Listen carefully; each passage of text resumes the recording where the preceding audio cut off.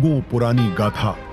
कौन थे हमारे पूर्वज जिन्होंने इस प्राचीन संस्कृति की नींव रखी, जिनके मार्गदर्शन में वैभवशाली सभ्यता का विकास हुआ, जिनके संरक्षण में ज्ञान विज्ञान की अतुल संपदा विकसित हुई और जिन्होंने भारतीय स्वतंत्रता संग्राम का इतिहास रचा।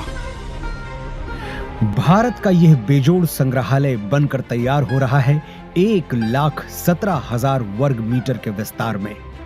इस ऐतिहासिक धरोहर के दोनों खंडों के 950 कक्षों में संकलित की जा रही है लगभग 5,000 वर्ष पुरानी भारत की अतुल सांस्कृतिक ज्ञान संपदा।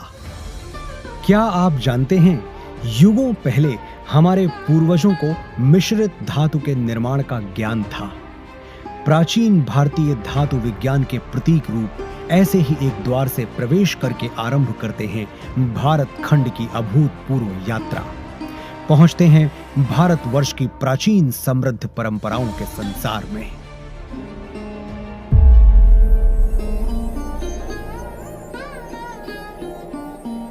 आश्चर्य होता है कि युगों पहले भारत में सुनियोजित नगर व्यवस्था विकसित हो चुकी थी।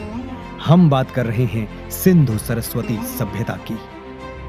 क्या कभी सोचा है कि क्यों भारत में पर्वतों, समुद्रों, नदियों और पेड़ों की पूजा होती रही है? क्योंकि हजारों साल पहले भी हमारे विद्वान जानते थे कि जिन पंच तत्वों से सृष्टि का निर्माण हुआ, उन्हीं से सभी प्राणियों की रचना हुई। हजारों वर्ष पूर्व भारत की चारों दिशाओं में पीठों की स्थापना की गई थी, जिसने पूरे राष्ट्र को एक सूत्र में बांधा था। वेदों उपनिषदों में केवल आध्यात्मिक ही नहीं, राजनैतिक, सामाजिक, आर्थिक, ज्योतिष और विज्ञान जैसे सभी क्षेत्रों का ज्ञान समाहित है। यही नहीं, ऋग्वेद में त्वचा रोग विशेषज्ञ विदुषी अपाला का वर्णन मिलता है। सुश्रुत की शल्य चिकित्सा, चरक के सिद्धांत और पतंजलि के अष्टांग योग की प्रासंगिकता हैरान करने वाली है। विश्वविद्यालयों का प्रचलन भारत में 2000 वर्ष थी, जिसने पूरे राष्ट्र को एक सूत्र में बांधा था। वेदों उपनिषदों में केवल आध्यात्मिक ही नहीं, राजनैतिक, सामाजिक, आर्थिक, ज्योतिष और विज्ञान जैसे सभी क्षेत्रों का ज्ञान समाहित है। यही नहीं, ऋग्वेद में त्वचा रोग विशेषज्ञ विदुषी अपाला का वर्णन मिलता है। सुश्रुत की शल्य चिकित्सा, चरक के सिद्धांत और पतंजलि के अष्टांग योग की प्रासंगिकता हैरान करने वाली है। विश्वविद्यालयों का प्रचलन भारत में 2000 वर्ष से भी पहले से था। तक्षशिला, नालंदा और विक्रमशिला जैसे अनेक विश्वविद्यालयों को पूरे विश्व में ख्याति प्राप्त थी।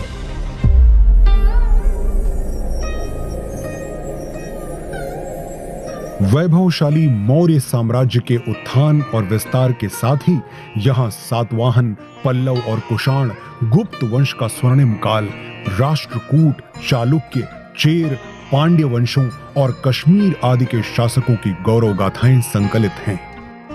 सोने की चिड़िया भारत का वैभवशाली गुप्त वंश हो या दक्षिण भारत के चोल, चेर, पांड्य वंश, सभी के व्यापारिक संबंध पश्चिम में मिस्र, ग्रीस और रोम तक फैले थे।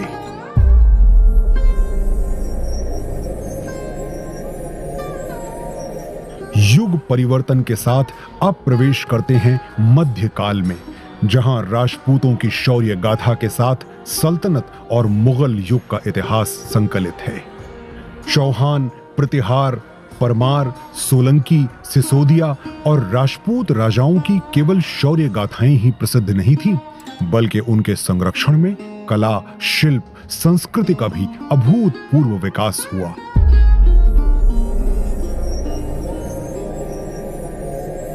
राजपूतों, मराठों और मुगल शासकों के ही युग में उत्तर पूर्वी भारत में अहोम शासन और दक्षिण में विजयनगर साम्राज्य का समृद्ध वास्तुशिल्प देखते हुए होयसल, यादव, मराठा शासकों का इतिहास देखते हुए अगले पड़ाव की ओर बढ़ते हैं।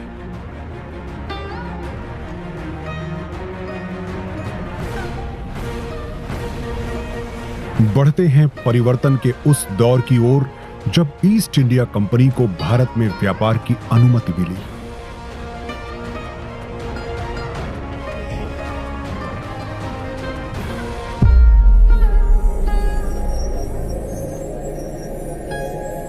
5वें जोन में देखिए कैसे प्लासी और बक्सर की लड़ाइयों के साथ शुरू हुआ औपनिवेशिक शासन का विस्तार। 1760 से ही देश के सन्यासियों और फकीरों ने ब्रिटिश ईस्ट इंडिया कंपनी से आजादी पाने के लिए ऐसा मोर्चा संभाला जिसे कंपनी 40 साल तक दबा नहीं सकी।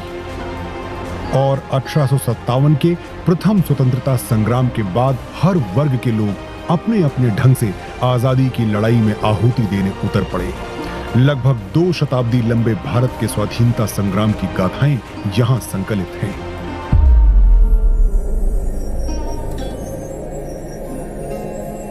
वर्षों के संघर्ष के बाद भारत की आजाद हवा में स्वतंत्रता का तिरंगा लहराया।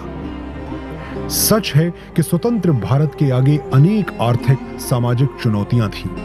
हर चुनौती को पार करने के लिए, सशक्त राष्ट्र का निर्माण करने के लिए स्वतंत्र भारत ने फिर से राष्ट्र को संप्रभु लोकतांत्रिक गणराज्य बनाया।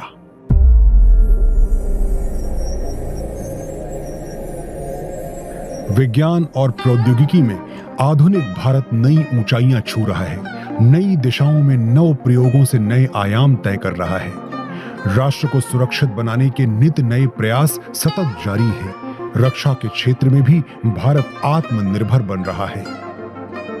अंतरिक्ष विज्ञान में ऊंची उड़ान, दिन प्रतिदिन बढ़ता डिजिटल संसार, चिकित्सा के क्षेत्र में अद्वितीय योगदान, दिनों दिन होता आर्थिक व्यापारिक विस्तार, शिक्षा का उत्थान प्रसार इस जोन के अन्य कक्षों में क्रमशः संकलित है। आज जब हम आजादी के अमृत काल से शताब्दी वर्ष की ओर अग्रसर हो रहे हैं, भारत के अतीत की अनमोल विरासत, वर्तमान के अथक प्रयासों और भविष्य की झलकियों की कहानियां समेटे बनने जा रहा है विश्व का ये सबसे विशाल संग्रहालय, युगे युगीन भारत राष्ट्रीय संग्रहालय।